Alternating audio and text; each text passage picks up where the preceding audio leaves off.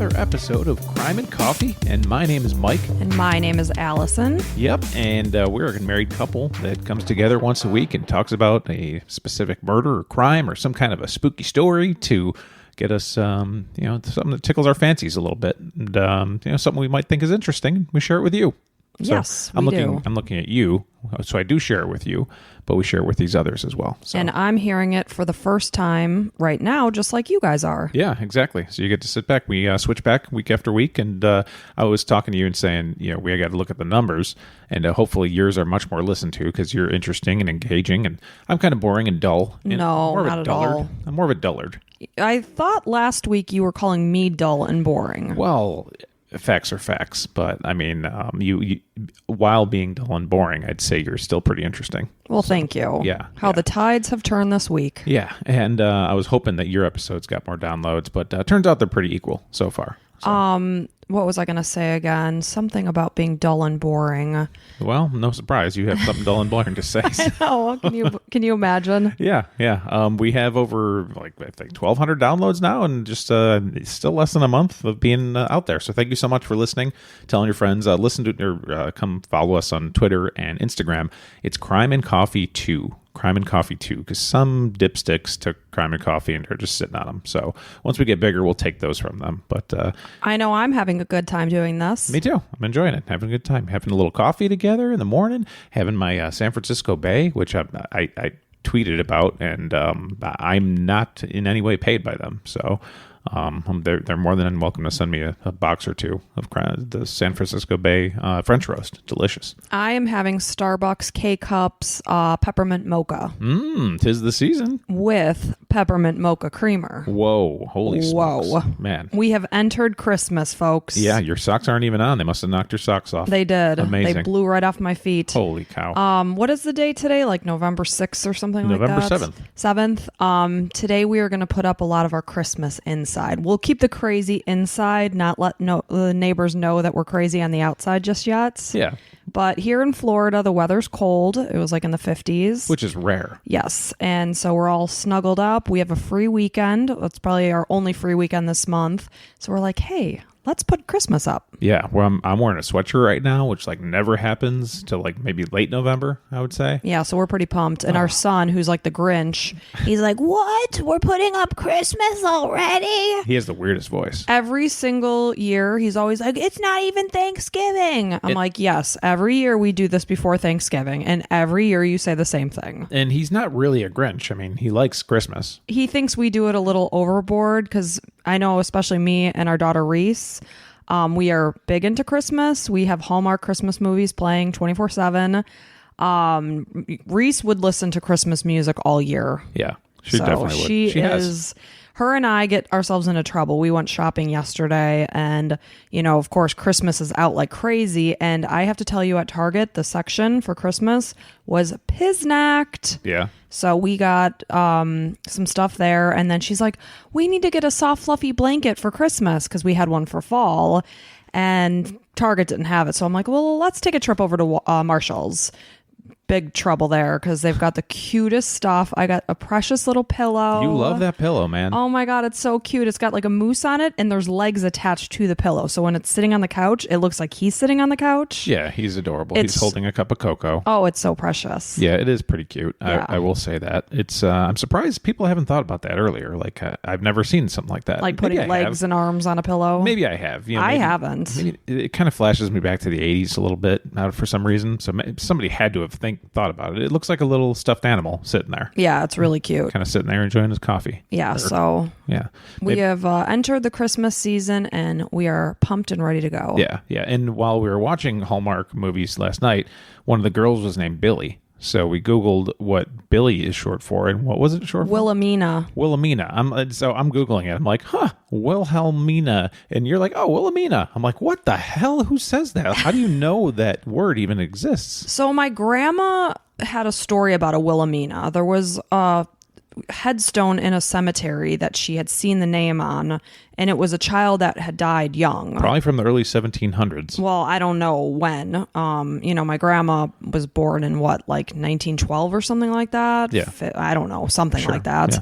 But so who knows how, when this child had died. But I just always remember the story of Wilhelmina. Yeah. And you're like, oh, yeah, Wilhelmina. I got it. I'm like, okay, if you say so. And Alrighty then. it's like, am I in the same world? Like, are we both living the same kind of lives here? I've never heard Mike, that name. we are living the same kind of lives. Yeah, they said it was like a kind of like William is Bill for a guy, and then Wilhelmina is Billy for a girl. Yeah. So I'd go by Billy as well. Yeah, it's cute. But we're watching a lot of the Hallmark Christmas movies. I love them so much. You do. I mean, they're so predictable and cheesy, but I just love the innocence of them. They Yeah. You don't have too much thinking going on. Oh, they're so precious. Yeah. No big whodunits over there like I have today. Ooh, speaking of, Yeah. shall we slide right in? Let's do it. So, let's tell the story. This is the story of the murder of Greg Fleniken. Greg Fleniken. Yep. So he was killed in the evening of Wednesday, September 15th, 2010, at the MCM Eleganté Hotel in Beaumont, Texas. Okay. Mm-hmm. Elegante? Elegante. Wow. Yeah. So pretty elegant, I would imagine. I would imagine. Yeah, sounds pretty high end. Fancy. Mm-hmm. So when Greg was young, he worked as a chief engineer on boats, spending a lot of time at sea, months at a time at sea. So, probably a pretty smart guy. But as he got older, he changed careers and became a landman. A landman. Yeah. So instead of the sea, he moved to the land? Yeah, he was a seaman. Now he's a landman. Okay. Yeah. What did he do on the land? That's a great question. So I guess in Texas, this is kind of a common thing because what they do, landmen, maybe even landwomen, they're an agent of an oil or gas company, and they secure leases for mineral rights for land for drilling. So they'll come in and lease a piece of land for however many years so that the oil company can come in and drill for 3, 4, 5 years, whatever it is, and then pump all the oil out and get the hell out of Dodge. And you said he deals with the leases? Yep. Comes in, negotiates the leases so that the oil companies can come in and make their money. Do their pumping. So at this point, he's partners with his brother, Michael, and they have a really successful oil leasing company in Beaumont. Okay. Mm-hmm. So the thing is, he lives in Lafayette, Louisiana, about 2 hours away. Okay. So so that's a hefty commute. Yeah. He commutes daily? No. Stays there for the week, basically. Okay, because I was going to say 4 hours round trip. That ain't no picnic. No. So every Monday morning, Greg drove 2 hours to Beaumont from Lafayette, Louisiana. Pretty boring drive. I looked it up on Google. It's on I-10. There's no real big towns or anything. One of the articles I read said there's plenty of adult billboards. So a lot of adult church stores. Type. No, did you say adult billboards, church stuff about God. When you're in the middle of nowhere, driving in the middle of nowhere. Yes. The billboards are all either God is here to save you or pull over and come see the XXX store. Okay. Kind of that kind of stuff. No big advertisements or anything. Gotcha. Yeah. Probably pretty flat. Yep. Not much to see. Yeah. Very boring. So he was used to spending the nights by himself in the hotel room. He had a system down. He would travel really light, as most business travelers do. He'd leave his suitcase open on the floor and use that as a drawer. I know that's something. Sounds like something you would do. I definitely do that. I get a double, usually 2 queens, and I put my suitcase on one bed and I'm on the other. That's so funny. I'm an unpacker in a hotel. I was going to say that it would never fly with you. No, because through college, my parents moved to Florida and I was in Illinois. So when I would come home anywhere, I was constantly living out of a suitcase. I would stay with my aunt. And I think I have PTSD about living out of suitcases. So anytime we go to a hotel, even if it's just for a night, I swear to you, I unpack. And when you're done, you're always like, okay. Now our vacation can start. Yeah, you put your hands there, just like, okay, good. Now we're ready. Okay, so Greg's living out of a suitcase. Yep. Leaves his dirty clothes on the floor so he knows exactly which ones are clean, which ones are dirty. I do the same thing. There's those garment bags in the room. You can use that as a hamper. Yeah, I do that. Okay. I wonder why he wasn't putting his dirty clothes in there. You'll like this. He had his toiletries in this cloth case that he can hang on the wall. I like that. You had that. You actually have one of those things. I do. So he had a little system down, and at the end of the night, he'd take off his jeans and cowboy boots and get into his nice flannel pajamas and then settle in for a nice little evening by himself. Sounds cozy. Yeah, he's just similar to me when I go on business trips. I don't want to go to the bar and talk to some random person I don't even know. I kind of look forward to, even though I'm missing my family, I look forward to just being by myself. Like I can watch whatever I want, do whatever I want in the room for 12 hours. Basically. That is a foreign concept to me because I do not travel for work, and I have never stayed in a hotel by myself ever in my entire life. That's hilarious. Have I never slept in a hotel room by myself? Oh, I've never even thought of that. Because if I do travel, it's with my family or it's with my girlfriends, and we share. Yeah, I mean, that makes sense. Why would you unless you're traveling for work? So you don't. Especially when we had smaller children, I would just be in awe of Mike in a hotel room with like takeout food and TV by himself. Yeah, and like my company, gives whatever $50 a day for food. So if I have a cheap breakfast or lunch, it's like, well, now I can have a nice dinner. So yeah, it's pretty much anywhere I want and have whatever I want. I can't imagine just being alone and not having 10 people talking to me. It's pretty nice. It's pretty nice. I call into home and I'm like, hey, well, all right, you guys have a great night. And then all of a sudden I'm relaxing for the rest of the night. Well, it must be nice. Yeah. So I get where Greg's at here. So on this particular evening of September 15th in 2010, it was very much like most nights that he would go to a hotel. He turned down the air conditioner like a lot of us do, made it very nice and chilly in there. And, he happened to like it that way. That's how he liked to sleep.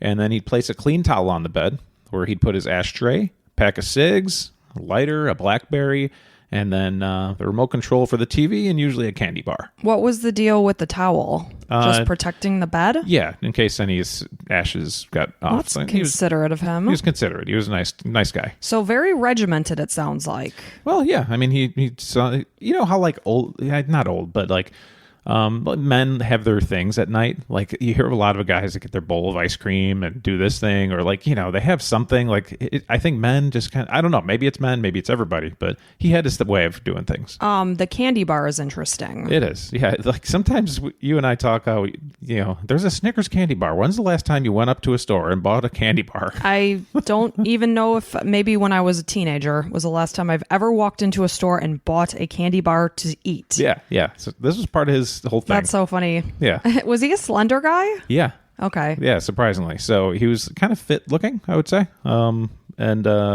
like whitish hair, kind of a light 5 o'clock shadow. How old is he at this time? I'll tell you in a second. I think he was like 50s. Okay. But I have it a little bit later in the story. So, yeah, like mid 50s. So, he liked to end his night by having some cigarettes, watching some TV, and breaking off little bits of a candy bar to snack on. I like it. Usually what he did. So this particular night, he chose a Reese's Crispy Crunchy bar. Okay, so he mixed up the candy bars. We weren't doing like the same one every night. Right. Good point. So yeah, this night it was, we went into a store or whatever and says, this is going to be the one for tonight. Reese's Crunchy Bar. Didn't even know that existed. Neither did I. I looked it up. It's kind of like a competitor to Butterfinger. Okay.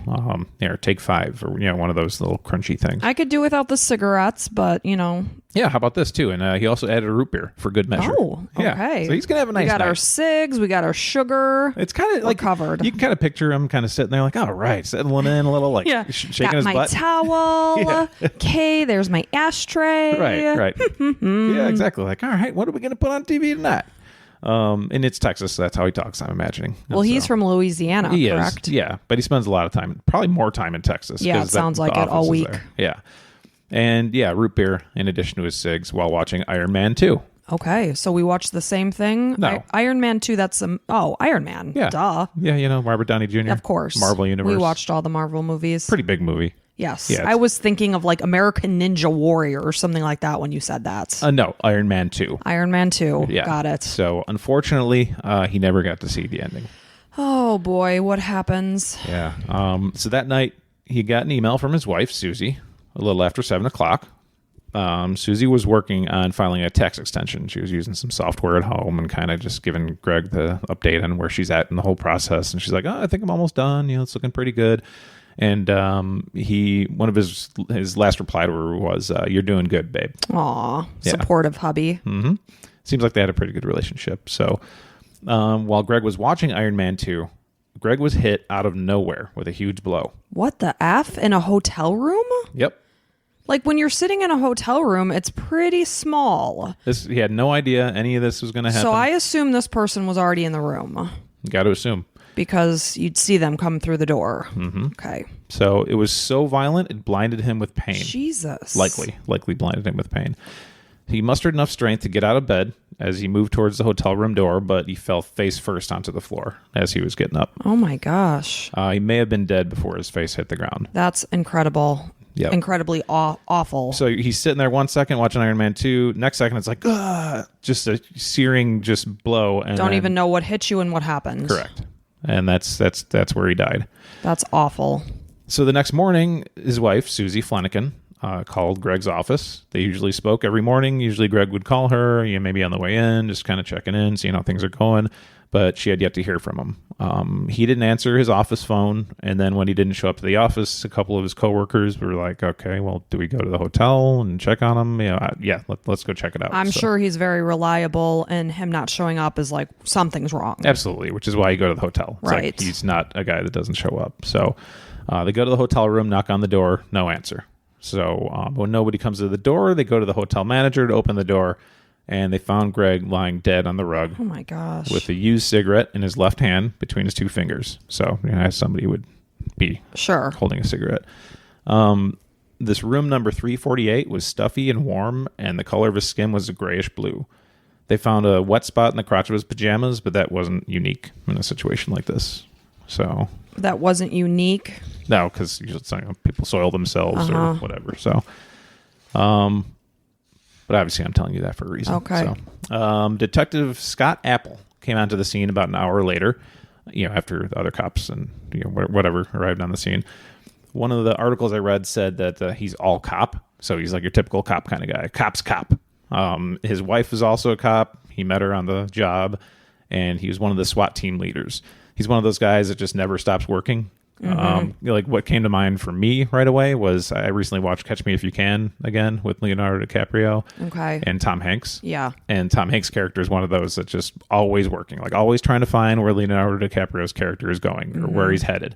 And like even so, like on Christmas, like they'd call each other, like because Tom Hanks was at the office, at the police station, right? Because God forbid you'd be off on Christmas, right. So they ended up, to digress. I mean, a guy that just works all the time and probably thinks about his job even when he's not there. Correct. So it's not a job; it's like his life, basically. Right. I mean, he's a cop through and through. So the scene when he arrived on the scene seemed pretty simple. No signs of anyone breaking in. No broken lamps, no broken mirrors, nothing that would indicate some kind of a fight or a struggle. No, copious amount of blood, no obvious wounds, and Greg still had his wallet with tons of $100 bills in it. Okay, but isn't Greg's head obviously injured? No. Okay. The only injury to his head was a scratch on his face from falling face first onto the floor, which I'll cover later. But they asked around nearby rooms because it's a hotel, and you'd think somebody would see something or hear something. Nothing. Nobody's like, no, I don't know. No signs of no sounds of struggle. Right. Yeah. No breaking anything, which makes sense because there's nothing pointing to that in the room. So as Detective Apple was questioning neighbors, he mentioned this was probably a natural causes type of thing. Wow. Because he came there, it's like... we assume he had a heart attack or a stroke or something. Cigarettes in hand. He was walking to the bathroom or something like that. Correct. Yep. Okay. So Apple looked even into Fleniken's bag, checking for clues like some pills or just anything that would be like, okay, here we go. We cracked it open. He overdosed. Yep. Blah, blah, blah. He did his job like he should. And you said there was or was not any blood. You said a small amount of blood? Small amount, yeah. From the scratch on his head. But we don't know for sure. Okay. But yeah, like nothing that would set him off. Be like, oh, whoa. Yeah, like there's an injury. Oh, here we go. Let's follow this lead. Sure. Nothing like that.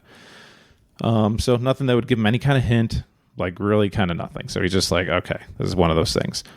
Fleniken's wife, Susie, and his brother, Michael, his partner, I mentioned earlier, later told Apple that Greg never went to a doctor, didn't exercise, and was a chain smoker for all of his adult life. Eating Snickers, drinking root beer, smoking. Probably didn't have a very good overall diet because if you did, you probably wouldn't sit in your hotel room and eat candy bars and drink soda. Right. I mean, it wasn't a Snickers this time. It was a Reese's Crispy Crunch. I'm sorry. That's okay. but I just imagine, some people are just naturally thin, so they don't have to work on it. And then you can't associate thin with healthy is basically the point. Right. And he had, some good sun on his skin and everything, kind of an outdoorsman, fisherman, all that kind of stuff. So he just lived kind of a rough life, but didn't really look like it. Seemed like a guy that was in shape. He had that smoker's cough that smokers eventually get. Then if you're smoking since you're 18 or whatever and you're 55, it's going to take a toll on you. And surprisingly, he never really drank or ate too much. I say surprisingly because, he's a traveler. You usually think of a businessman and they're, out and about and getting some drinks and all that stuff. But, well, too, if you're traveling, you're eating at restaurants, which, are bigger portions. And a lot of free time at the end of the night. So a lot of people usually drink, but he wasn't one of those guys. I mean, but at the same time, he wasn't one to shy away from a big steak or whatever it might be. He just really didn't think much about what he put in his body. Just didn't do it to excess. But like I said, he was a slender guy with like a grayish beard, plenty of sun on his skin. And, it was completely possible. Maybe he had a grabber, like you said, a heart attack, stroke, whatever. That's kind of what they were leaning towards. And there was this simple, easy conclusion. So Susie knew that it was a possibility and figured that was the case. Right. It was... she kind of took some solace in the fact because they would often talk about people just dying in the middle of their sleep or out of nowhere. Something quick and painless. Yeah, and she recalled Greg saying, "Lucky bastard, that's how I want to go." But hopefully not in your 50s. Right. But Susie was, trying to find something that he didn't suffer. Yeah, exactly. So she was happy he may have gone the way he wanted. The police at the hotel saw this as a routine type of death. They had a photographer take the normal pictures they normally would just for documentation purposes. They took the body to the Jefferson County Medical Examiner for an autopsy so the doctor could find exactly what killed Greg Fleniken.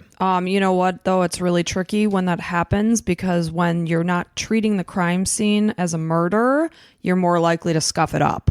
You're like, oh, he died of a heart attack. Let's get him out of here.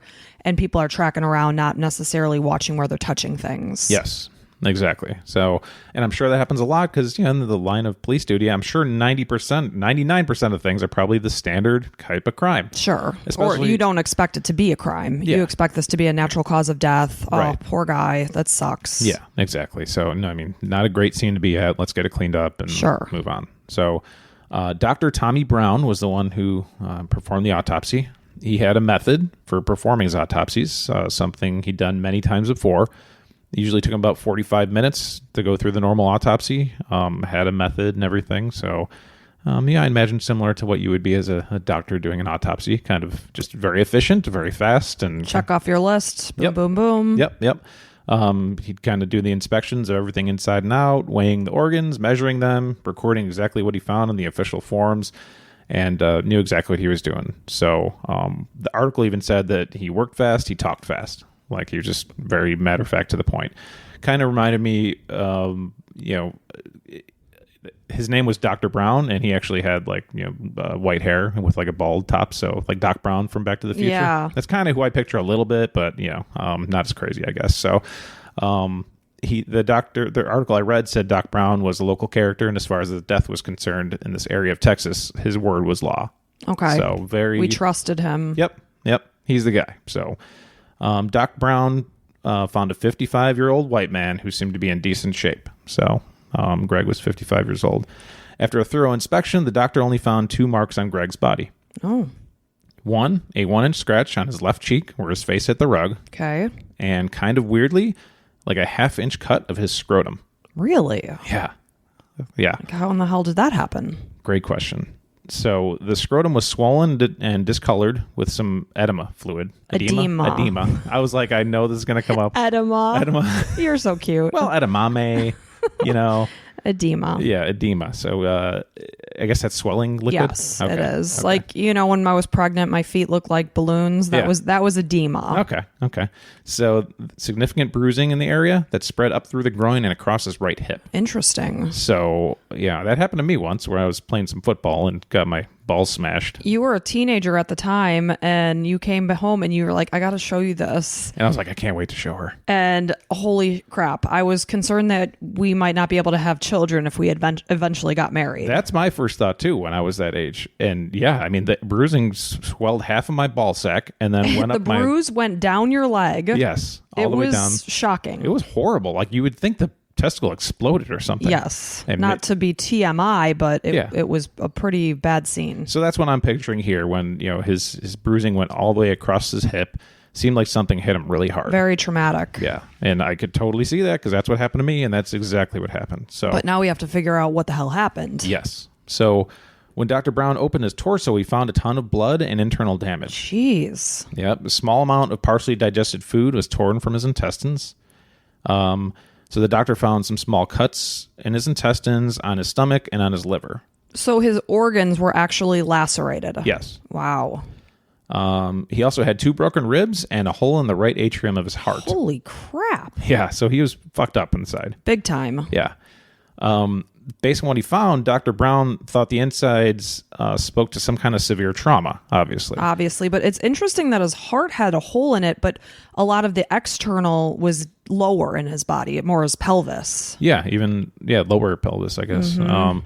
So he was thinking maybe Greg had been badly beaten to death or even crushed somehow. So now all of a sudden the radar has lifted and we are on to something bad happened here. Cops come in and said, hey, looks like he just had a heart attack. Let us know. And all of a sudden, Doc Brown gets involved and it's like, nope, something happened to this guy.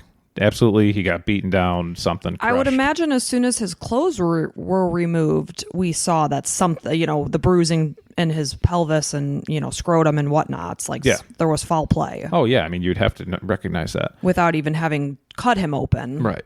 Yep. And as for his cut on his scrotum, Dr. Brown said it likely came from a very, very hard kick. Jeez. He also noted that there was a tremendous blow to the chest that it caused lethal damage. Something like this would have caused Greg to bleed out in less than 30 seconds. And this was in his heart, the hole in his heart. Yeah, so some kind of a lethal blow that would cause that to kind of rupture. Wow. I mean, I can't imagine, because you have your sternum that protects your internal organs, that he was hit so hard that his heart actually tore. Yeah, the valve unattached. That's crazy. Yeah. So you can imagine the big blow while he was sitting there. Yeah. I mean, just horrible. That's awful. Yeah, so next to the manner of death, Dr. Brown obviously wrote homicide. Yeah. So bum, bum, bum. What happened? I even wrote that here. Bum, Did bum, you bum. really? I always write bum, bum, bum. That's pretty funny. So now we've got ourselves a whodunit. Mm-hmm. When Detective Apple got this news, he was obviously surprised and wanted to talk to Dr. Brown as soon as he could for more of an explanation. Dr. Brown said Greg suffered from injuries that normally he sees in car crash victims or even someone found under a heavy object. That's what I was picturing when you were talking about this tremendous blow. I was thinking more mechanical thing rather than human. Mm-hmm. Like you imagine not something at a construction site, a crushing. And being in Texas and being in the oil industry, some kind of a rig that, smashes somebody against something or whatever it might be. Not the force of a human. Yeah, not sitting in a hotel room and then winding up on a floor. So now, they've got to look at every single angle and holy shit, what could have possibly happened? Mm-hmm. So there's not always, a ton of murders in Beaumont, Texas, about 10 per year. Okay. And this was right in line with all of them, about 10 that year. Most of them have something to do with domestic dispute or it's pretty obvious, like it's a jealous boyfriend or... Right, rather than who the hell would do this and why. Yeah. So pretty standard stuff. In Beaumont, this kind of case was like a once-in-a-career type of thing. So Apple had never... I mean, I don't know if he had or hadn't before, but this is definitely a unique case where it's like, okay, this is serious shit. Let's try to figure this out. Mm-hmm. While the challenge was exciting for Apple, after months and months of work and interviews, he came up with pretty much nothing. So there was no security footage at the hotel? There was. They reviewed it. Nothing out of the ordinary. Interesting. 6 months of work and really no solid leads. So wow. It's like 6 months. Can you imagine working on something obviously he had some other things he was working on as well, but 6 months. People do it for years. I know. I can't imagine how frustrating that's got to be. My work, there's an end to it. Either the customer buys something or doesn't. And your work, you work at a hospital, you work with a patient, and hopefully the ending is good and all that kind of stuff. Right. Whereas this could go on forever and not end at all. Yeah. Unbelievable. So the lack of physical evidence just didn't make sense. It didn't help the case at all. It was, nothing lying on Greg that would have crushed him. No sledgehammer found, or any kind of large blunt instrument that clearly used to beat him. So he's thinking maybe Greg was beaten outside of the room and then carefully placed back into his room. It's I don't know. It seems kind of outlandish. Was he in his flannel pajamas when they found him? Yeah. Okay, so the odds are, he was probably not outside the room when it happened unless the person put him in the pajamas and put the cigarette in his hand. No, he definitely, they're definitely thinking he changed into his pajamas like he normally would. but maybe answered the door and somebody didn't like something. So they're trying to look into some possible reasons that somebody would come to the door and have some kind of a beef with them. But at this point in time, they're literally clueless. Correct. So, maybe somebody had to have heard something. Like, it's unbelievable that they've talked to plenty of people. Nobody heard anything whatsoever when this guy got crushed or beaten or something. Like, something. And he had people on both sides of the wall. Yes. You got to imagine, at least one side. At least one side. I think just one side. Okay, because if the person had the TV on, if they happen to be in the shower, something like that, then they wouldn't have heard anything. Right. Potentially. Yeah, below, too. Somebody was below him. I think he was on the top because I didn't hear about anybody above him. But yeah, just kind of crazy. So Apple was running out of ideas at this point. So not only was there no help from the physical evidence, but they didn't have any leads onto why someone would do this. Sure. You look into the what and the why and the who, what, how, whatever, but why? Unless you think it was something related to his business and, there's lots of money to be made in the oil industry. Yeah. So you would think financial reasons. Competitor wanted to take him out or something. Yeah, or he wouldn't lease the land to somebody. Or had a bad debt. Yeah. Somewhere. Yeah, whatever it might be. But, I mean, Greg, all around, after all the things, seemed like a really nice guy. Yeah, because you would think they would interview everybody he had business dealings with. Yep. And obviously, first thing, every time somebody dies, who's like the first person they go to? The closest. Yeah. So you would think a spouse. Yes. So they go to Susie first and foremost. Is she cheating? Did she hire a hitman? Yep. Obviously, we work from the inside out typically. I say we as if I'm a friggin' private investigator. Here's what we do, Mike. Here's what we do, Mike, in the crime scene analysis. That's why we have you on this podcast. You're the expert. Okay. Well, I mean, if you listen to enough true crime, you're not maybe one that's going to be able to go through an entire crime scene, but you kind of know the process. Right. And I read mystery books too. Yeah, you watch Dateline. I may as well just join the force. Yeah, I mean, I'm sure right away they'd be like, yeah, come on, we need you. Come on, registered dietitian. Yeah, you could. So, so obviously Apple met with Susie quite a bit and, kind of got the whole story. It turned out she met with Greg. She met Greg when they were in their 20s. She was a singer in a rock band, and she clearly loved him. Like, just gushed about him and how much she missed him and everything. So sad. Yep, she was a true Southern belle, pretty, warm, respectful, but also stubborn. Standing up for herself and just the things. So her heart was broken, but at the same time, she was so angry because she's like, okay, well he died and that sucks. I'm sad, but now it's like, what the fuck? Somebody killed my husband and he's out there somewhere, he or she. Like, this is insane. And she's while missing him and her heart's broken, she's just angry. I don't blame her. Now, was she ruled out quickly as a suspect? Yes. Yeah, pretty quickly. I mean, nothing pointing to her possibly doing it. So she said Greg was the nicest man she had ever met. So nice that she married him twice. Oh, they got divorced and remarried? Yep.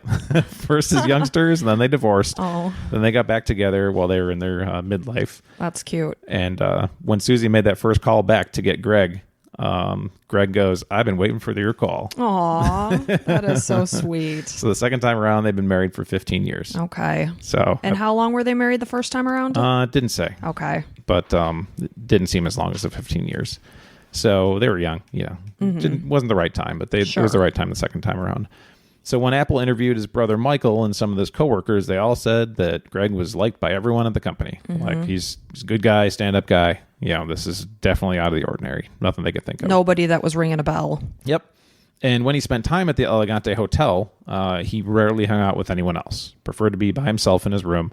Usually went to his room early in the evening and stayed there until the next day. Nobody saw him at the bar. No stories about the bartender seeing him. Nobody, wasn't carousing, talking to some women. He was there a lot and never seen it.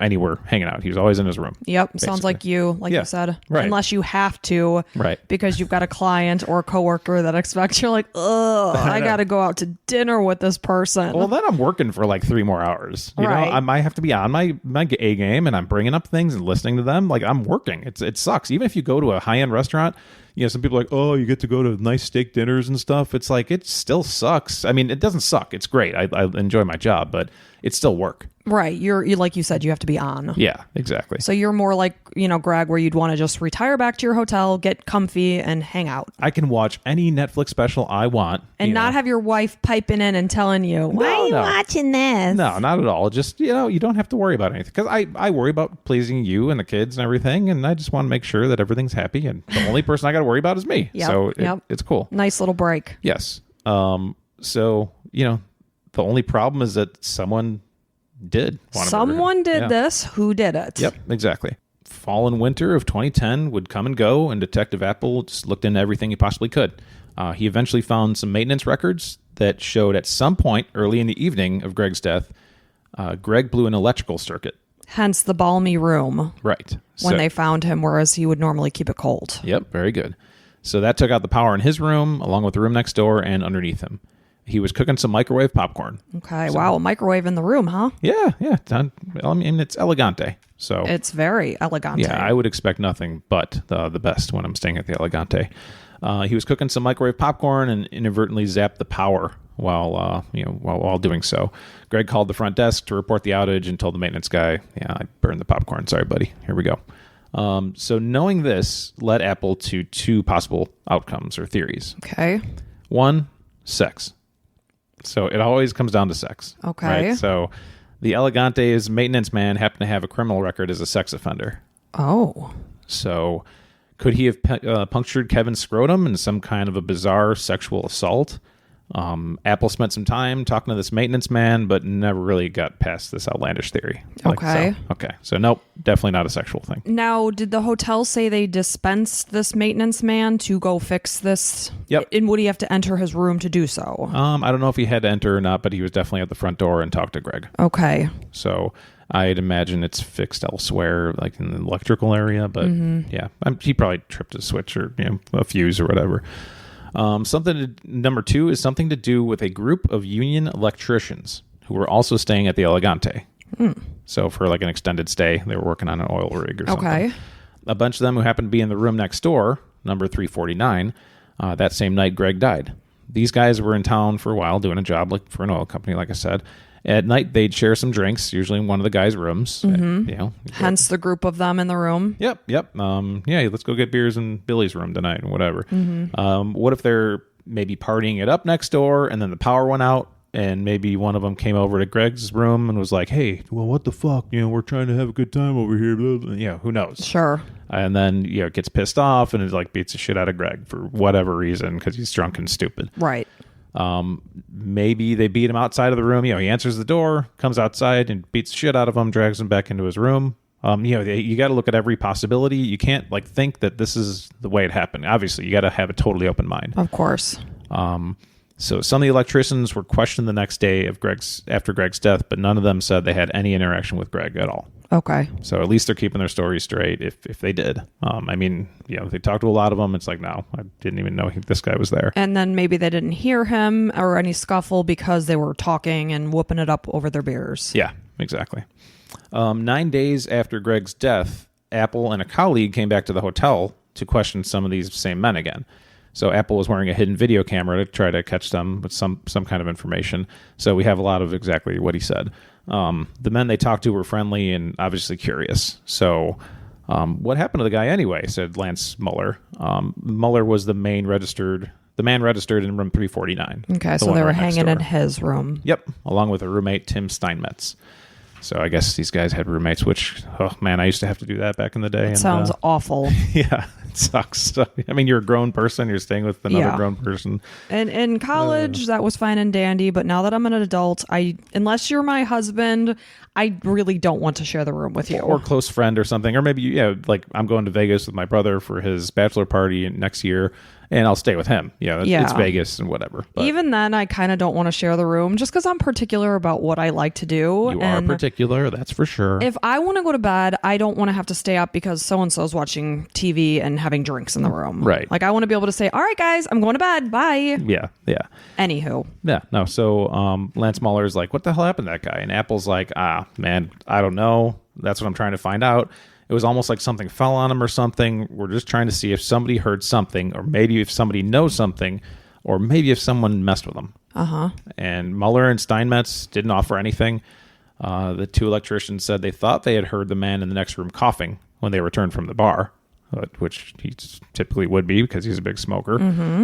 Mueller seemed as confused as Apple about the idea that something had crushed the man. He's like, there's nothing in these rooms heavy enough. Right. And nothing was laying by him that would have fallen on him and crushed him. Yeah, even like a TV or something. It's like, no, something like a big TV maybe. But it's in, that was totally intact. So right. Down the hall, they found 3 more electricians. Trent Pisano, Thomas Elkins, and Scott Hamilton. The men were friendly and tried to be helpful. One said that when he'd seen the body on a gurney in the elevator the next day, and he's like, well, maybe there's caterers delivering a big cake or something like that, or a food tray or something. He's like, well, that was a heavy cake. Yeah, big ass cake. Where's the cake? Yeah. There's no frosting on the floor. Unfortunately, there was not a cake. That's a really weird... Maybe it was a catering thing. It was the cake fell on it. Well, you're not thinking that there's a dead body rolling through. But that's weird. I mean, it looks like a body. So, yeah, I thought that was interesting.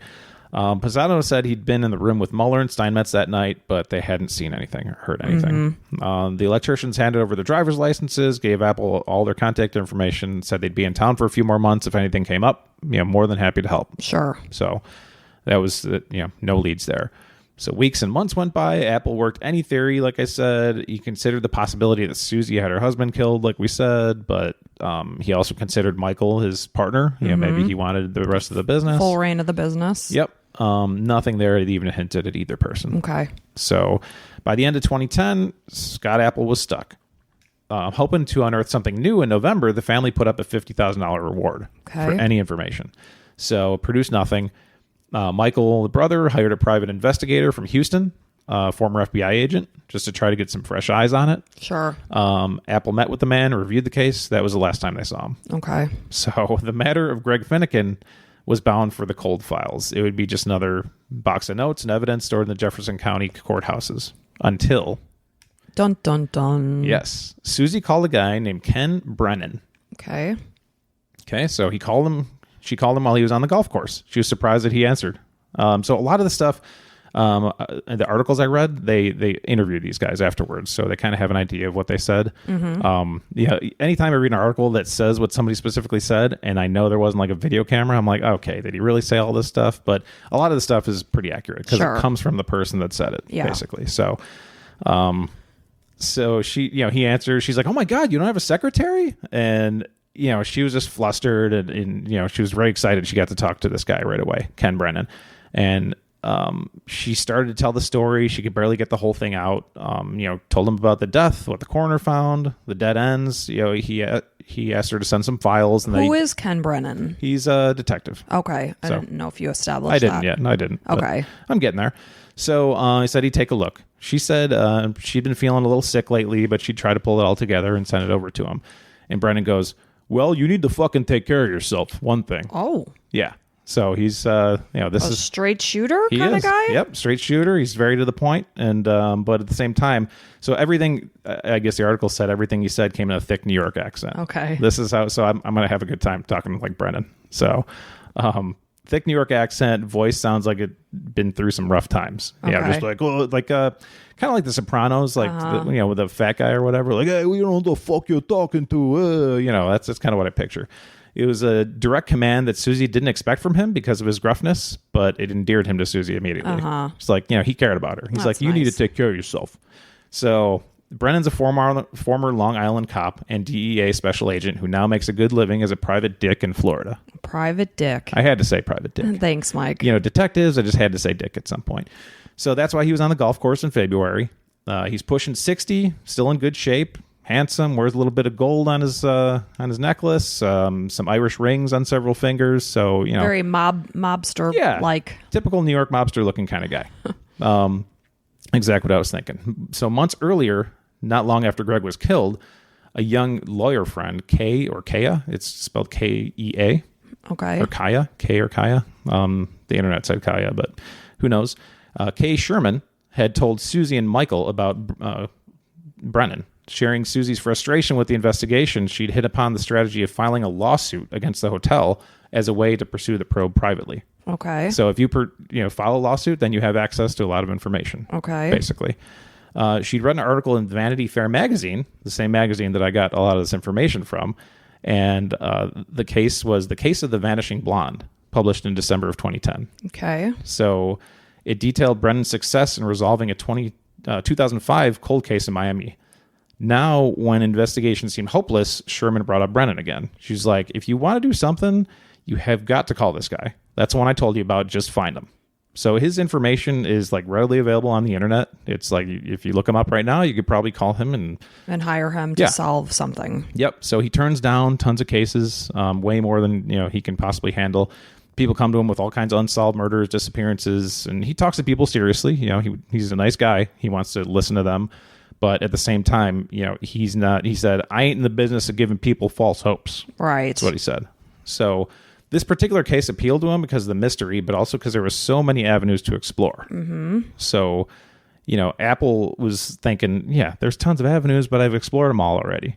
But at the same time, like we said, fresh eyes. And thinking out, maybe he'll think outside the box in a way that your brain didn't, trigger. Not that he's better or whatever, but he does have plenty of experience. Yeah, and it's the whole collaboration thing too. Exactly. You think more and get more avenues of thought when you're talking to somebody else. You're right. We've seen that in plenty of Hallmark movies. So that's how I work well too. I like to bounce ideas off of people. I do too. Rather than just, come to things on my own. Well, like in sales, we work on deals. Like, how can we possibly get to the next step? Right. And talk to my boss and other coworkers and collaboration. So Apple's not feeling, what's the word I'm trying to think of? Inadequate because, obviously he understands Susie wants this solved. Right. I'm cool with Brennan being called. Yeah. So he's fine with it. He's like, let's get it figured out. He knew a fresh pair of eyes might be the most valuable thing that you can bring to this. And that's a good police officer that's willing and open to that idea. Yep. So Brennan visited Lafayette in April. He worked over Susie first, asking her all the hard questions. Mm-hmm. Were there any insurance cases, anything that you'd want to kill him for? Like, obviously trying to find was he cheating on you? Were you cheating on him? Did you want him dead? Like, just a lot of bad questions, but you have to. Asked about Greg's faithfulness, just pretty much everything. But, right. Those are questions, like you said, that have to be asked in a case like this. Yep. But turned out Susie had no clear motive to have him killed. Then Brennan says, let me ask you one more thing. Was there anything about the crime scene that didn't seem right to you, that seemed off? And she's like, one thing that surprised me was the warm room. Mm-hmm. But then again, we tripped the power. Right. Yep. But, any kind of piece of information might lead you to something else, So if you're like, okay, well, let's start there. And at least it's something, like anything. Right. Especially in this case. So Brennan goes home, makes arrangements for a second trip to Beaumont, and wanted to meet Apple at a sports bar just to kind of talk and go over the case and be like, okay, here's what we'll need to do to work together if we're going to be doing this, right? So Brennan told Apple what he tells all the cops he meets. Listen, I'm not a maverick. I don't do things half-cocked. If I decide we're going to do this, we're going to do this as a team. There's nothing I'm going to do that you don't know about, and there should be nothing you're doing that I don't know about. Okay. So the one thing I don't want to do is fuck up your case. He's got a dirty mouth. It sounds like it. Yeah. So there's going to be a lot of these coming. Yeah. So I've been doing this a long time, but I also know that you're the guy in charge here. So it's your case. Oh, good for him. Yeah. I mean, you immediately, it's like, okay, this is your case. I'm just here. I'm helping you. Yeah. Which kind of gives off that, sure, collaboration vibe. So part of what he was doing was Brennan was checking Apple out a little bit. Like, is this the kind of guy I can work with? Mm-hmm. So I don't want to work with somebody I don't like, is what he said in a further interview. So he prides himself in being able to read people very quickly, and he liked Apple. Okay. So he said it was mutual. Apple also said Ken has good people skills. Good guy. So the following morning, Apple picked up Brennan, and they visited the hotel room, where Apple showed him the crime scene photos, the autopsy results, and reviewed what he's done the last 7 months, basically. Mm-hmm. So Brennan heard him, and he said, I think I know how this guy died. Really? Yeah. Just like that? I think I know when he died. I think I know who killed him, and I think I know how we're going to catch him. Just like that? Yeah. Wow. So it's, obviously this guy dove headfirst into this case, and he's like, holy shit. So, okay. So Apple's like, get the fuck out of here. Sure. Like, he's like, no way. So he's like, all right, hear me out. Ready? So I'll tell you what I think, but first I got to call the guy's wife. So he called Susie. He goes, so Susie, was your husband right-handed or left-handed? She said right-handed. And when he smoked, did he smoke with a cigarette in his left hand or in his right hand? Okay. Always smoked in his right hand. Okay. You sure? Positive. Yep. So Brennan... Let me guess, was a cigarette in his left hand? It was in his left hand. Okay. Yep. So Brennan hung up and explained his conclusions to Apple. Susie had already told him how cold Greg kept his room. This helped fix the time of death. So it helped them kind of pinpoint where to kind of start things out. As Brennan saw it, the air conditioner had shut down with everything and the circuit breaker blew. That time was known. The record showed about 8:30 p.m. Okay. So as the movie resumed, Greg forgot to flip the AC back on because, just power came on. He assumed it was probably on. So it would have taken a few minutes for the room to grow warm enough for him to notice. Right. So, at least 15, 20, whatever. And by the time it had, he was dead. Okay. So they know, within 15, 20 minutes of this, he was dead. So according to Brennan, the cigarette proved that Greg had not been beaten severely somewhere else. Perhaps even just out in the hall and then returned to 348. So because he had that lit cigarette. That's what I was thinking. He's holding a cigarette. Yep. So the hallway scenario would explain why nothing was disturbed, but not that he had a lit cigarette in his hand. So there's no way Greg's attackers would be able to return him delicately cupped and, put a cigarette in one hand and put it down, the burning cigarette between his two fingers. It just doesn't make any sense at all. It was also unlikely, given the ruptured atrium, that Greg would have had time to return to the room after a bad beating. Okay. And lit up a cigarette. Right. Before, when you're crushed in the chest and you're bleeding out, you're not like, oh, I'm going to go light up a cigarette. Yep. So more than likely, Greg lit his cigarette before whatever happened to him. Now to the cigarette. If Greg was right-handed, why was the cigarette in his left hand? As Brennan pieced it together, he looked at the room, so he figured Greg had gotten up at some point. Put his, as he was getting up, put his cigarette in his left hand, headed towards the door. He shifted the cigarette to his left hand, grabbed the door with his right hand. Okay. You would think. Sure. So it's hard to see all this making sense at this point, but Brennan learned to be patient. They say it's a mistake to let what you do not know race out ahead of what you do know. Okay. So it's kind of like wipe your mind. Let's just, here's the facts. Here is our absolute facts. So a crime is a puzzle. If you're missing any piece of that little puzzle piece, it's then not going to come together. Exactly. So you need everything together here. So Greg was not beaten to death in his room, according to the evidence, but he had died there, and he had died quickly after sustaining these wounds. As they said, what did the pathologist or the autopsy guy say? That it was within a matter of minutes that he would have bled out? Oh, wow, 30 seconds. Yeah, super fast. I mean, the amount of blood you're losing from a vessel that gets popped or whatever. I mean, so somehow what happened. He didn't know yet how it happened, but he was convinced Greg had been quietly minding his own business just minutes and even seconds before he was killed. So it all just happened in a snap. Yep. So this is what led to the electricians. They're like, okay, the electricians had something to do with it. Oh. The room had been partly blacked out by the blown circuit at the time Greg's had been. So all the scenarios Apple had considered, this was the one that made the most sense. The union guys may well have been drunk and may have confronted Greg in the doorway of his room, exchanged words, and kicked him to death right there. And he asked Apple if you'd interviewed the electricians. He's like, yeah, they were nice. Total helpful. He said, nothing hinky. Nothing hinky? Nothing hinky. He's like, nope. So Brennan goes, I'm sure if they were drinking, they had to talk about it to each other. Like guys that drink, they're going to share some stories and then probably go back after the contract's over, talk about, holy shit, this guy next door, the gurney, everything. So Brennan's like, somebody knows something about them. Probably one or two of their close friends or their coworkers are going to know about this. So let's go back and talk to them again and try to just get everybody at the union, had heard something. So let's go back and hear something. They paid a visit to Doc Brown next to try to clear things up here and be like, okay, Ken wanted to know if the injuries Brown had might have been caused by a severe beating. They might have, the doctor said. The cut... Wait, you said, Ken, about what Brown had? You mean what? Oh, yeah. Sorry. I was... know if the injuries Brown had seen. No, I said, So if the injuries Brown had seen might have been caused by a severe beating. Okay. Yeah. They might have, but the cut of the scrotum could have been caused by a hard kick, especially if the murderer had been wearing steel-toed boots. Oh. So the electricians next door wore construction boots. Yep. Brennan asked Apple to start interviewing the men who had worked with the union electricians the previous summer. He returned home to continue inspecting the hotel's surveillance video, like you mentioned.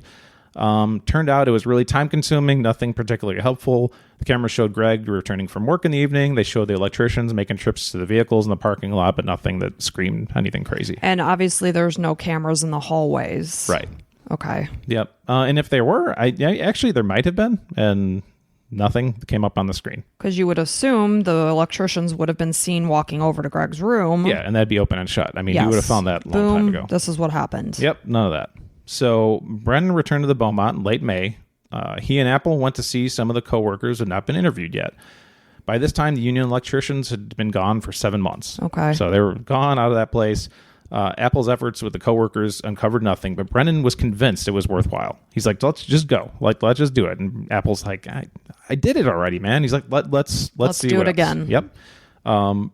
So they went and, if somebody heard something about Greg, it would have spread by this point. So they made the rounds. And yeah, most of the men heard about the guy who died at Eleganté Hotel. What a shame. That's too bad. Right. Really sad to hear it. Did anyone know what had happened to him? All these men, all the things that were either second or third hand or worse, like it was like the telephone game, and everybody was kind of confusing things, and it was kind of not really leading somewhere until Brennan would remember later, one of the crew foremen, a man named Aaron Bork, had heard something about a gun going off in the boarding house. In a boarding house? In the hotel. Oh. Yeah. I was like, what? That's from the article. It's the hotel. The boarding house. Yeah, I guess they got to use the thesaurus. Never sometimes. heard of a hotel referred to as a boarding house. Well, but it's okay. That's what it is. I don't get it. So that's what it is. So yeah, he's like, yeah, I heard a gunshot going off, and he's like, no. Apple corrected him. He's like, no, that's not the same case. This one was the one where a man got in a fight at the Eleganté Hotel. Okay. So Apple's convinced there was a fight, something. Sure. So all of a sudden, this Bork, where was he in the mix of this night? Just heard some stories from. Okay. He wasn't and there. Through the game of telephone, he hears that it's a gun, not. Yep. Okay. So Apple's like, no, it's a fight, and Bork's like, nope, heard nothing about a fight. So as they drove away from Bork's house, Brennan goes, we need to go back to that hotel. Apple's like, why? What are we doing? He's like, we're gonna go and look for a bullet. No, but there was no bullet wound. Not that the doctor found. Okay. Okay. So in room 348, they began inspecting the floor, furniture, walls, everything. They're like With a fine tooth comb. Yes, top absolutely. to bottom, left to right. Yep. Were on their hands and knees, shining flashlights everywhere. They found nothing, unfortunately. Brennan was frustrated because he's convinced a gun is involved somehow. Like, he's just like, this is it, man. This is it. Interesting he didn't just blow it off like, okay, well, the game of telephone told this man wrong. Yeah. But I mean, I guess that's a good detective. Right. Exactly. So they were about to give up when they noticed a slight indentation in the wall alongside the closed door that led to the adjoining room. Interesting. Yep. It looked like, maybe possibly typical hotel wear and tear, but when he opened the door, the knob and dent didn't quite match. The doorknob touched the wall slightly to the right, so it was slightly offset. So something knocked it out of place, basically. Brennan suggested they took a look at the other room. And then the next door. adjoining. Yep. In room 349 where the electricians Yes. were. Yep. So they got to the hotel security guide, opened that door, and there was no mistaking what they found there. Brennan stood next to a small, neat hole in the wall that had been patched with a dab of faintly pink filler that turned out to be dried toothpaste. Ah. He measured its height against his hip. So, he goes against the wall. He's like, okay, it's about here in my hip. And he goes into room 348, and it's in the exact same location. Mm-hmm. So that's it. It was the hole in 349 led to the larger hole in 348, the bullet's exit. Beaumont's crime scene investigators carefully excavated both holes and shined a laser through it. So just to see exactly the trajectory. Mm-hmm. It would have put it straight into the bed where Greg had been sitting, smoking, eating candy, and watching his movie. Wow. Yeah. Brennan said, this motherfucker was shot. Oh my gosh. Yeah. And there's like no blood in the bed. Right. So crazy. Yeah. The only problem, all the blood was inside of him still. Right. It had no exit wound to kind of come out of. It did at the bottom of his scrotum. It just pooled inside of him. Yeah, it sounds exactly. like. It didn't have a direct access to it. So it was just all, wow. sitting inside of him. The only problem, Doc Brown wasn't convinced. So in order, I'll kind of go over it here. Okay. Yeah. I have so many questions. Yeah, there's a lot. Because you would think there'd be a bullet wound in his hip, right, or whatever. Yeah. So Doc Brown examined the man's body from head to toe, cut him open, looked at the organs, like we said, reversed the expectations of the police that initially came and were like, oh, this is a heart attack. He's like, nope, this is a homicide. So he's kind of proud that he found that. He's like, this is definitely a homicide. So all of his years of work, maybe it didn't work out for him because maybe he was on autopilot or whatever. I mean, this is something, it's hard to see. When you deal with the same thing over and over every day, you're not thinking the other way, Yep. So he had already determined it was a homicide, but now these guys are going to try to come in and tell him he's wrong. And, they knew it wasn't going to really go very easily. So they're like, maybe he missed something as important as a bullet wound. You're trying to tell me that I missed a bullet wound? Are you out of your fucking mind? Yeah, you immediately have your haunches up, getting defensive. And especially a doctor, they're very smart and they know what they're doing. And They're used to people kind of bowing down to them. Yeah. So Apple and Brennan are like, I don't want to talk to him. You talk to him. You know? I don't want to do it. Let's draw straws. Yeah, basically. And Brennan's like, all right, I'll do it. So after he and Apple had found the bullet hole and traced the trajectory, the answer to the mystery of Greg's death was, he believed, clear to Brennan. So in order to act, they needed... in order to bring Greg's killer to justice, they need to get some kind of coroner to write his findings. They needed somebody to say there was a bullet wound. So they needed this to change. Because the rules are you can't argue it in court that somebody's been shot when the reason for death is not a bullet wound. Right. And there's no documentation that there was a bullet wound found. Yep. Now, was Greg buried? I'll tell you in a second. Okay. So very good, though. One would assume they'd have to exhume the body Yep. to inspect the site of the bullet wound. Yep. So they go to Doc Brown's office. It's a mess. Papers, folders everywhere. They clear off some space and a couple seats, and they sit down. And they mention they were working on the Fleniken case. The doctor's like, "Oh, did you catch the guy to beat him up?" Mm-hmm. And they're like, "Well, let me tell you here something, Doc. Not quite yet. You may have missed a little something, Doc Brown." Yeah, exactly.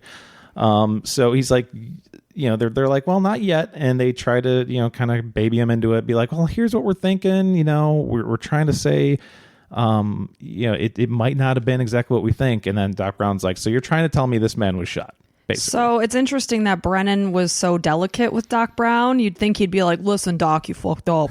it kind of gets there a little bit. So, I guess here's my question. When you're doing an autopsy, you're inspecting head to toe on the outside and basically head to toe on the inside. So one wonders, like, how did you miss the bullet wound? Probably because of previous experience. He said that typically these are the kind of cases that are in a car accident or something. Automatically your mind goes somewhere. Yeah, I guess. The human brain's always trying to make sense and be always going back to previous experiences. I get it. We're human. And an autopsy done in 45 minutes, it's pretty efficient. But maybe a little too efficient too. I'd imagine his future autopsies took a little longer. A little bit longer. Yeah. So he's like, you're trying to tell me he was shot? I'm telling you he wasn't shot. So, he could see where this was heading. He's refusing to get the body exhumed. Oh. He's like... And it's got to be signed off by him? Yes. He's like, we are not exhuming this body. It brings up a ton of shit. But, I'm sorry. If I'm Susie, I want to know that this happened, and you would think she'd be able to override the doctor and say, look. Well, here's the thing, before we get too crazy. Okay. It's like, this stupid article is like, no, that he refused to exhume the body. It's like, well, it turned out that he was cremated, so. No. Yeah. So damn it. There's no exhumation or anything like that. The ovens may have cooked any kind of metal fragments. Okay. Obviously. So they don't even have to worry about it. It's impossible. Okay. So Brennan goes, well, let's just take out the photos from the autopsy. He's like, come on, Doc. Humor me a little bit here. Hey, what do you say? Come on. Let's go through them and see what we can find. So Brown's like, okay, fine. They look through the photographs, and Brennan's pointing a couple of things out. He's like, what about this here? A little spot of damage. He's like, that's the liver. And then what about this? That's the intestines. Yep. He's kind of like, okay. He's kind of leading him into something here. So Brennan knew what he was looking at. Brennan's been through plenty of cases here. Sure. He's not a doctor, but... He's seen a lot of stuff. A million times, yep. He has a ton of experience, worked some pretty gruesome cases in the past. The bullet had entered Greg's scrotum and torn up through inside of him. Because you were saying about his intestine was lacerated, his stomach, whatever. The little piece of food was ripped out of his intestine. Like, that was like, weird. How did that come out of his... It's a tube that's closed. Yeah, when I was first looking into him, like, did somebody open him up and rip open the intestine? Well, I guess that's a question of mine. When they opened him up and saw food outside of his intestines and his GI tract, why was that not a red glaring flag there? I would have to guess that it was from a blow, like from some kind of a crushing. Okay. So he probably thought it just ruptured. So we knew he perforated his stomach or intestines. Yep. We just didn't assume that it was a bullet. We assumed it was from a blow. Yeah, okay. because there was no bullet hole as far as he was concerned. Yes, I get that. So it went through the scrotum. Yeah, because he was laying in bed watching his movie and his legs are open. Okay, I'm picturing the guys behind him for whatever reason. Yeah, no. So the adjoining room door was in front of him. His balls are facing the adjoining door. Thank you, Mike, for that. Like this. Yeah, I see your balls. Thanks for that demonstration. Well, I didn't take him out to be on the... No, Mike's got his shorts on. Yes, we're all good here. Let's get back to the story, Allison. Quit talking about your husband. Okay, so the skin of the scrotum was soft and pliable, obviously. So it probably just folded over the entry wound. Sure. That makes perfect sense. Yeah, making it way less obvious than it actually was. So the internal injuries trace the bullet's trajectory perfectly. Brennan asked, could all of this damage have been done besides blunt force trauma? Could a bullet have caused the same damage? The doc says, yeah, but it would not have happened here. This man was beaten. Interesting. And he's like, okay, doc, but could it have? I mean, I know he was beaten, but could this have been done by... He's trying to open his mind a little bit here. And Brennan found something in the photo that supported his argument. It looked like a track. Okay. You could get the same thing from being beaten, said the doctor. And then they got to the heart. Brown passed the photo to the detectives. Mm-hmm. This is where you and I are going to do a fun little exercise. Oh. Okay? So this will be a little different. You're going to take the part of Brennan. Okay. And I'm going to be the doctor. Okay. Okay? So I'm going to roll over to you, and we're going to kind of act this out a little bit. All right. So I'm Brennan. You're Doc Brown. Yeah. Okay. So, all right, folks, let's play pretend now. Yeah, you don't even know that this is happening. I do not know. Remember when I was laughing and I was reading this? Yes. I was like, okay, we're going to do this. So I have your name here, Allison. You're so funny. And then I'm Mike. Okay. You're Mike. Hey, Mike. So Allison, you're Brennan. Okay. I'm Doc. All right. Doc. What? That's a bullet hole, Doc. What? And now I'm pointing. That's a fucking bullet hole. Well, sometimes when a man is kicked or hit with a blunt object in the chest, it is the right atrium that normally bursts. Doc, that is a fucking bullet hole. Yeah, that's a bullet hole. Oh, the media's going to kill me on this. Okay, so, I mean, it's got to be a tough pill to swallow to realize that you did miss this. I mean, his whole, his professional career is, in question now. That really sucks. Yeah. It sucks to be wrong. It does, but in a case like this, you need to just own up to it. I'm human. Yeah. I missed it. Mm-hmm. Obviously, he didn't see a bullet in his body when he did the autopsy. Right. But it's in there, right? It was in there because it never exited. Yeah. And I thought that was such a cool scene. That is kind of cool. It's like, yep, that's a bullet hole. It's amazing. And just from a picture, they were able to see that. Yeah, exactly. So now they got it. So now the cops go back to talking to the electricians. Mm-hmm. They're like, okay. Who shot this bullet? One of these guys. You were in that room. Yep. You took some toothpaste and tried to plug up this hole. They know exactly what happened. Yeah, of course they do. I mean, they tried to cover it. This is the cop's dream. This is like, okay, we got this. Let's fucking get these guys. And how many guys were in that room next door at the time? 4? 4 to 6, something like that. Okay. Yeah. So all 6 of them, or 4, or whoever, they all 4 know right. that this happened. Yes. So the cops go back to talk to the electricians. The first one they talked to was Tim Steinmetz. Getting called had been a shocker to Tim, obviously. This is months and months and months after everything happened. Mm-hmm. It was more than 7 months since he and Lance Muller had come home from the job in Beaumont. Lance Muller was the guy that had the room in his name. Now, 2 cops from down there had come all the way to Wisconsin to see him and to question him about the guy who had died next door. Mm-hmm. He's like, what the hell's going on? So he's worried. He's like, okay, well, I'll do my best here. So he and Muller had talked about it beforehand. So they knew that these guys were coming to talk. They're like, okay, let's get our stories together. We are the same. Okay, let's review everything. This is what happened. Yep. Okay, here's what we're saying. Got it. So Steinmetz met the detectives in an interview room at the Chippewa County Sheriff's Office, and really could not have been nicer. The police officers were nice. Brennan and Apple, they're both nice guys. Or treated him well. Tim sat on a swivel chair in one of the sides of the table, and they sat opposite with their notebooks open and files handy. Very official. They thanked him for coming in. They assured him this is routine, just another thing. Thanks so much for going through this. Nothing to worry about. So they walked him through the evening, asked a lot of questions, with Steinmetz answering diligently, trying to remember every single detail, leaving out the part about the gun. Of course. Just like he did last time. And actually says, of course. But the detectives had not pushed him at all. So they're like... Because in these guys' minds, they don't know that a bullet was involved. Exactly. So they want to get him to be like, this is everything. This is absolutely everything you know, right? Mm-hmm. So, Brennan goes, you heard that guy next door to you died? And Steinmetz is like, yeah, we did hear about it, but we really didn't know for sure what the hell was going on. We had no idea. We didn't hear no commotion next door. No banging, no nothing. But one of them fucked up and told somebody. Right. Hence the guy who was interviewed. So I thought he was shot. Why, if you were in that room and you did this, Did you mention it? tell somebody? Because there's too many people. If there was one or two, I mean, maybe.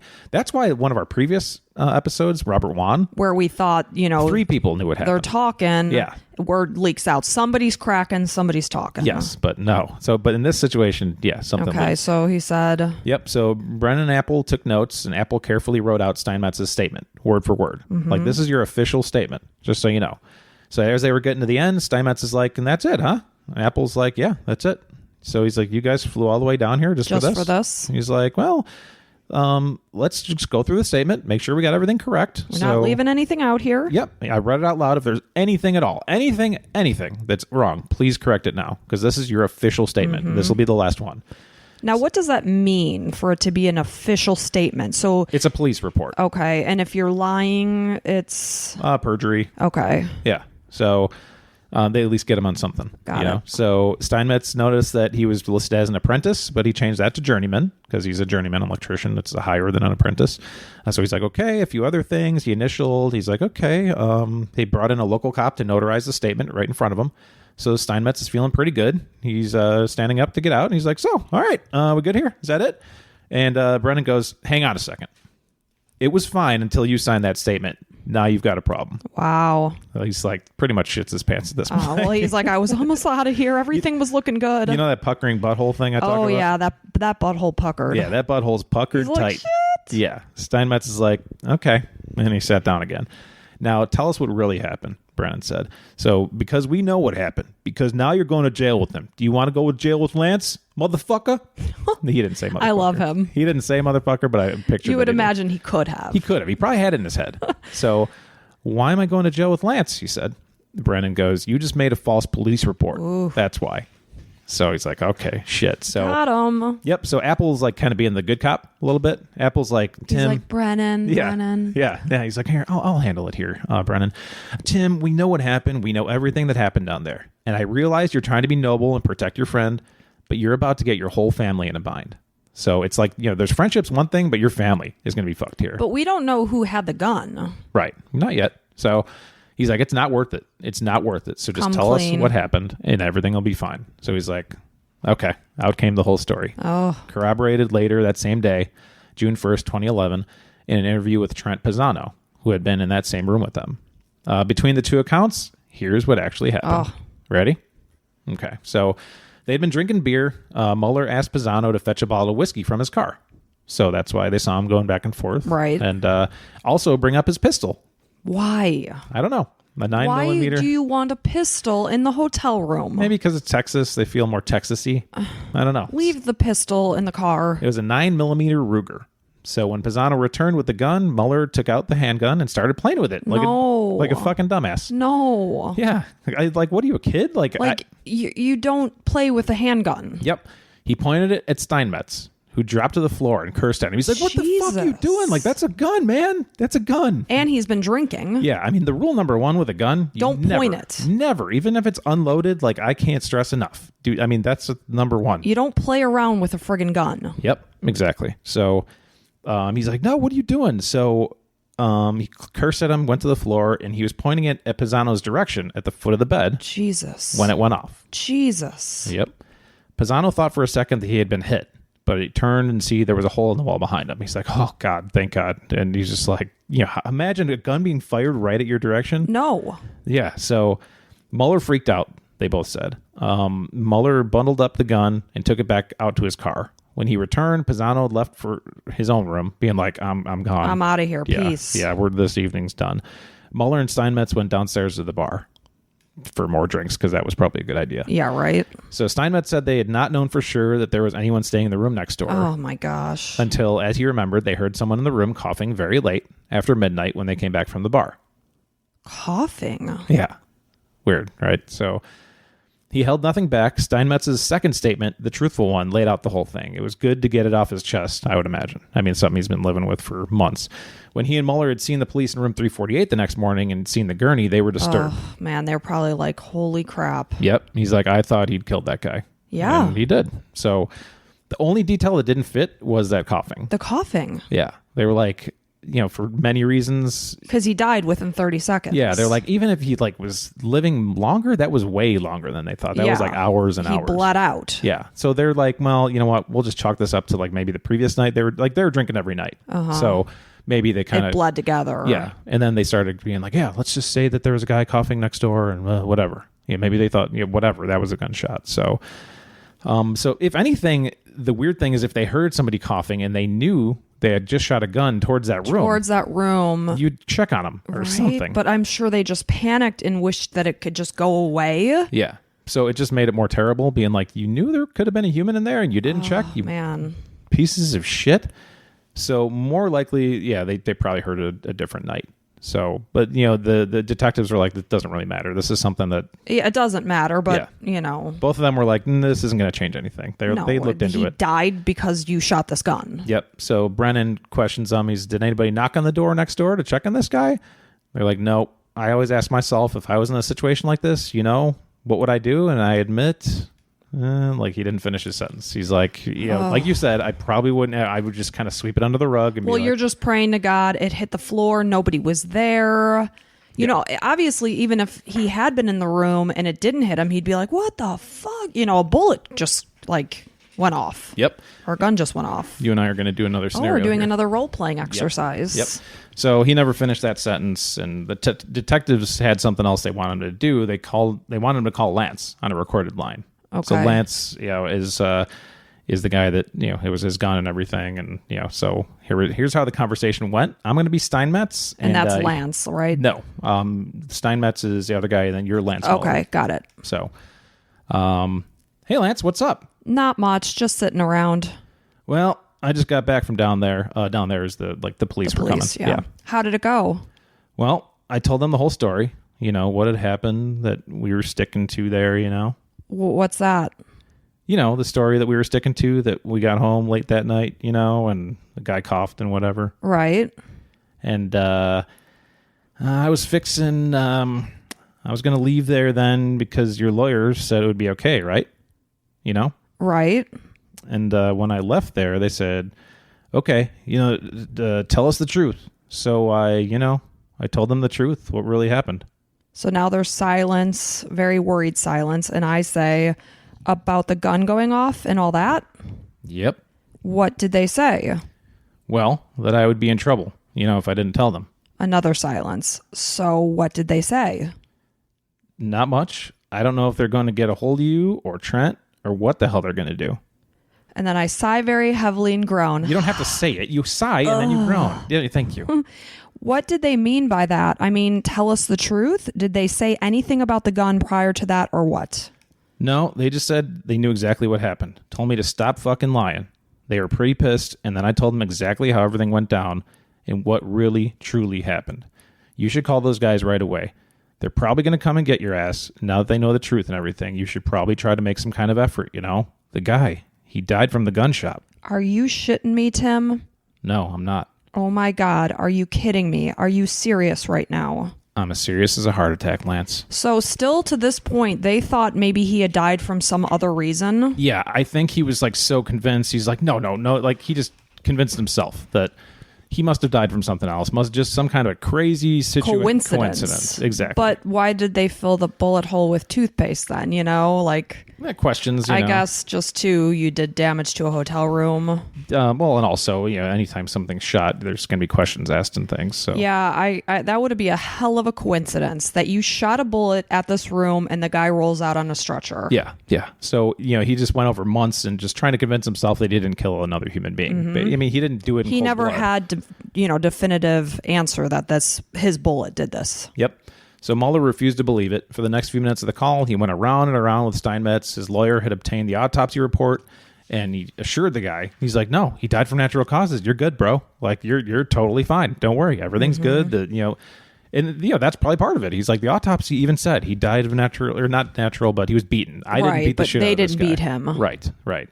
So the autopsy didn't say natural causes, but homicide, and it turned out he was crushed and beaten. So you had nothing to do with it. So they had a sigh of relief. Whew, it wasn't associated with me. Correct. Exactly. So he's like, it doesn't make sense. He said, if there was a gunshot, if he was killed from a firearm, they would have said something on the damn news. The coroner would have said the autopsy found a gunshot, and then all of a sudden he probably would have turned himself in. I would imagine, you would think, but and Mueller worked hard to convince himself that the accidental gunshot and the death of the man in 348 were unrelated, and the autopsy report confirmed it as far as he was concerned. So he's just confused. First he said it was a heart attack, then they started saying something fell on him. There's no way. He's like, it's not it. So he asked Steinmetz how he's doing. How am I doing? Not good. I need to go drink some more beers.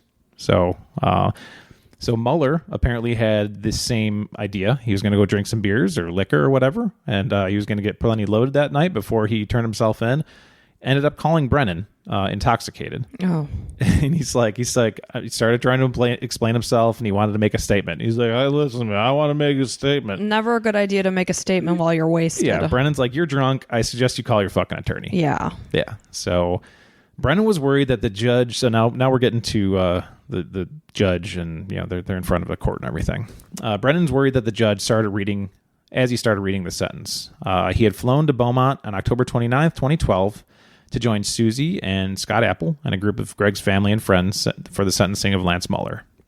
The electrician entered a no contest plea for manslaughter. As Brennan remembered it, the judge began by saying that this whole tragedy might have been just a terrible accident. Yeah. So he's like, you know what? This might have just been a terrible accident. Well, it sure as hell sounds like a terrible accident. Yeah. But then Brennan's like, oh, fuck, here we go again. He's like, don't tell me this guy's going to get a year or something like that. Right. A slap on the wrist or hands. Yeah, exactly. He's like, he's got to pay for this thing. The judge started, after he's like, this could have been an accident, he started cataloging everything, the list of irresponsible choices that they made. They didn't report anything, So Brennan's like, all right, this is more like it. He's going to get to the good stuff. Here we go. The judge gave Mueller 10 years, half of what the law allowed. So the apology Mueller offered in the court came too late, obviously. He was criminally responsible and drunkenly playing with a gun. As Steinmetz had said, they had suspected from the start that the bullet had at least helped kill the man in room 348. So maybe startled him at the very least, and had a heart attack and whatever. That was kind of the first assumption that the police had. So they're like, okay, heart attack. He heard the gunshot. He got startled. He's dead. Right. But then, they were happy to accept that something may have crushed him to death, even if it was hard to imagine what. Still, he had been worried enough about the gunshot. He had himself patched the hole with toothpaste. So, that was something he clearly hid. Yeah. He had hidden the gun immediately in his car. Right. Then stashed it with a friend for first few days after the incident. Then he handed it over to the attorney for safekeeping before he left Texas. Okay. So he knows, he kind of still, that this guy feels like some shit happened. Oh, sure. Yeah. He's like, oh, crap, what have I done? Right. So they were saying that was a huge mistake. If he had come forward at any time prior to Brennan and Apple solving the mystery, which took 8 months of hard work, you're not going to get off scot-free when two people's lives are consumed by something for 8 months. They say it's unlikely he would have been charged with manslaughter, much less gone to jail. What would he have been charged with? I don't know. I think they would have been easier on him. It still technically was manslaughter, but it's like, a gun went off. Yeah, I mean, a man was killed because of your actions. Obviously, it was an accident. You didn't mean to do this. Yep. Mueller had gambled from the start that whatever connection he had to Greg's death would have never been discovered. Yeah. So obviously, that's what he did. Yep. The odds were in his favor. Even after the connection was made, the district attorney's office has been reluctant to prosecute the case as a felony. Brennan had turned the idea around. When he found out the prosecutor might opt for a plea deal, he flew to Beaumont and joined a meeting between Apple and Paul Noyola, an investigator for the DA's office. Noyola explained that accidental gun discharges in Texas were not uncommon. Yeah, because a lot of people have guns. Right. Happen all the time. The juries and judges tended to understand them because everybody has guns, and that, the whole issue of an accidental death was kind of a gray area in the Texas criminal code. So, in other words, the whole thing was looking more of a hassle than a slam dunk, amazingly. So the private detective, Brennan, was, very, very poignant and just no, listen, this is how it's going to go down. He arranged to bring Susie to Beaumont for a meeting with the assistant DA in charge of the case. Among other complications, the assistant DA told them Mueller's gun was still locked in the lawyer's safe. So it's we don't even have the weapon. Right. We know where it is, but we don't have it. And the lawyer was making noises about fighting efforts to have it turned over.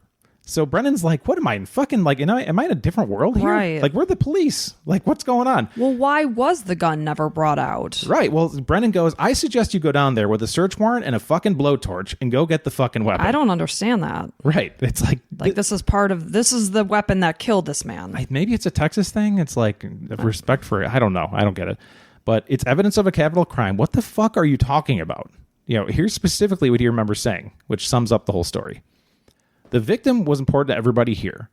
He was gesturing around the table as the meeting. And we're not going to let this thing be brushed under the rug. Let somebody take a plea deal on this. This is not a fucking accident. An accident is when somebody comes in, has taken off their gun, the gun discharges, and God forbid, somebody's hit. Yeah, but this idiot was drunk and playing with a weapon that could kill somebody. Yep, this is completely different. When somebody fucking brings a gun that they shouldn't have had in a fucking state, shit-faced drunk, fucking around with a gun, the people with him realize that something bad could happen. He discharges around, almost killed the guy he's with. Yeah, that's just the thing. He just happened to duck. Yep. And then he does kill somebody on the other side of the wall. He knows that something could have happened. It's an occupied hotel. He doesn't even bother to knock on the door next door to see if anybody's hurt. Jesus. And after that, his answer to the whole thing is to go get drunk some more in the fucking bar of the hotel.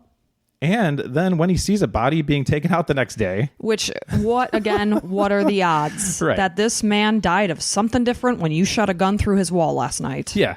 And so he sees the body and he's 100% certain he killed somebody. He decides not to say anything about it, but run to his attorney and leave the fucking weapon in a safe. Yeah, that in itself, like he gave the gun to the attorney. Yep. And the effing attorney doesn't say anything about it either. You know what that is? That's a fucking murder. So if you think we're going to forget about this thing, think again, because that ain't effing happening. Well, this also needs to be a big lesson learned to other people. Yeah, right. Like if you killed somebody, fess up, man. Like you may not have meant to do this, but you did it, and this man lost his life, and this woman now is a widow. And his brother and his family, like everything. This affects more than two people. You can't play around with a deadly weapon. Yep. Brennan was just downright angry, understandably so. Thank God he stood up. Because who knows if they're sitting there just taking it, okay, slap deal. on the wrist. You just be more careful with that gun next time.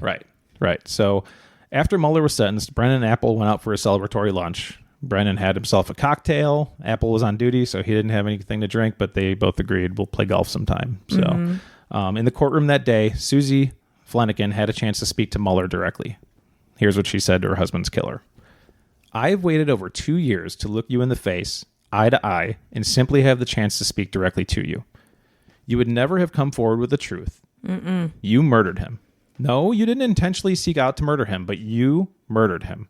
With every lie you told, with every intentional selfish deception, with every cover-up over and over again. You saw his body taken out of the room in a body bag the next day. You knew you killed him. Yeah, of course he did. He meant nothing to you. And it's that's so sad. It is.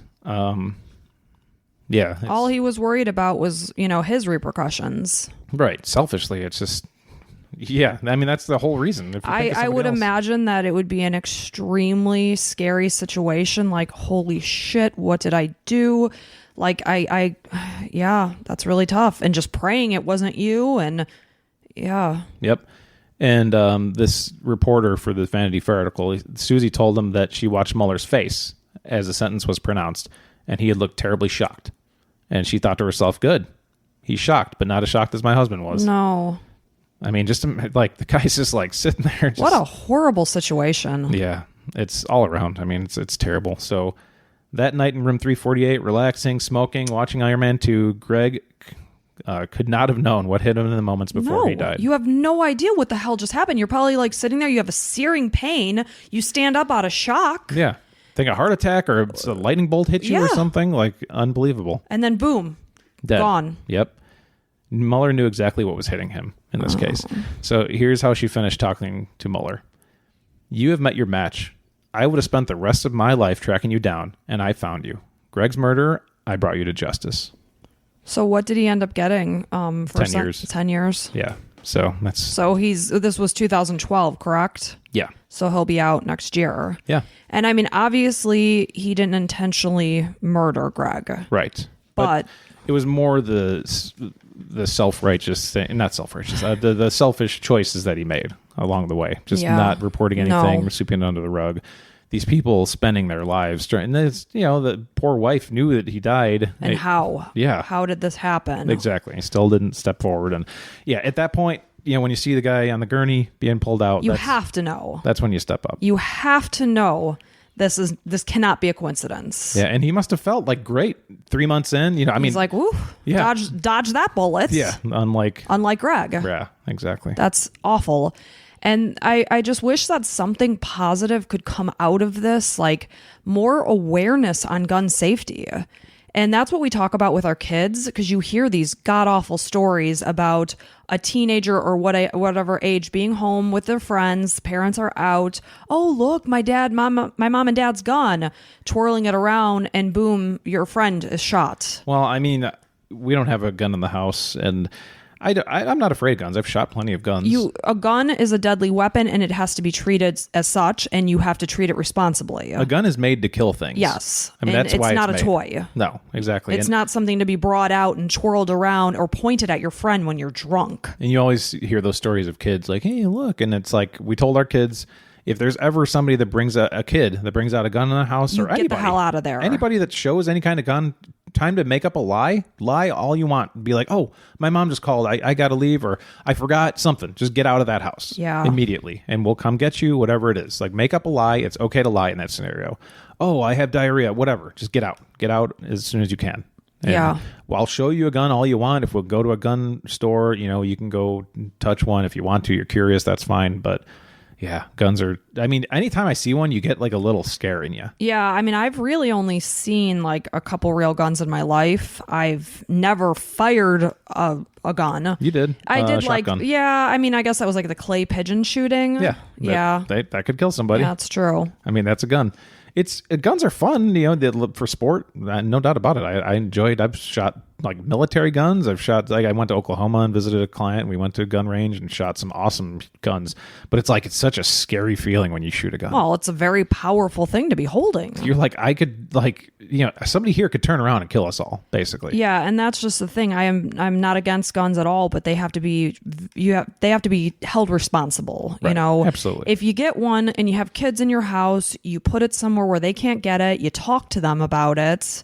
If you're drinking, don't bring your gun out when you're drinking. No in a cleaning your hotel gun. room when you're sitting there. That's I wish I would have known why he brought it out. It's just there was no reason why he brought it out. Just something fun, like, hey, you want to see my gun? I got it in my car. Walk out to my truck and get it with the bottle of whiskey I'm going to get. Yeah, no, great idea. Whiskey and guns don't go together. And if that's one thing we can teach you, don't be drinking and gun playing. Yeah. So this poor guy, but I thought that was a pretty interesting story. I'm just glad that they solved it, because had they not brought Brennan in, it wouldn't have been dug back up. They would have never looked at the autopsy report again, because it was an open and closed thing. Okay, he got beaten up. We don't know how and why, but he did. Unsolved. And then they would have never had that closure. Right. Susie would have never known what actually killed her husband. Yep. So at least she has the closure now. Yeah. And that's about that. So, hey, thanks for listening to the episode. We appreciate it. A lot of success so far. And if you can give us a 5-star review on Apple Podcasts, that's a great free way to support us. But follow us on Twitter and Instagram. We update anytime we have a new episode and just have random thoughts. And we'll be back next week, and I'm on board to present next week. Yeah, you've got like 2 or 3 lined up already. Yes, I like to be prepared. Any kind of teasers or anything? No, okay. No teasers. That sounds good. Well, hey, thanks for listening. All right, we'll see you next time. All right. Bye. Bye.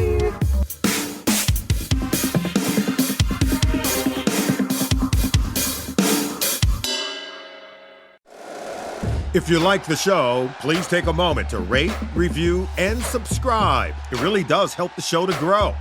Thank you for listening.